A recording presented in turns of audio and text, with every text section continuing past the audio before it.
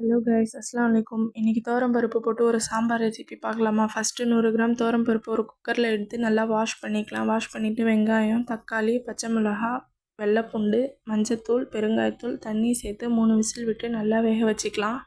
பருப்பு நல்லா வெந்ததுக்கப்புறமா சைடில் எடுத்து வச்சுட்டு ஒரு கடாயில் முருங்கைக்காய், கத்திரிக்காய் சேர்த்து தண்ணி ஊற்றி நல்லா வேக வச்சுக்கலாம். குக்கர் ஓப்பன் பண்ணி பார்த்தா பருப்பு நல்லா வெந்திருந்துச்சு. அதுக்கப்புறம் அந்த வெஜிடபிள்ஸில் உப்பு, மிளகாய்த்தூள் சேர்த்து நல்லா வேக வச்சுக்கலாம். வெஜிடபிள்ஸ்லாம் நல்லா வெந்ததுக்கப்புறமா குக்கரில் பருப்பை மசிச்சு வச்சுட்டு அதுலேயே இந்த வெஜிடபிள்ஸ்லேயும் சேர்த்துக்கலாம்.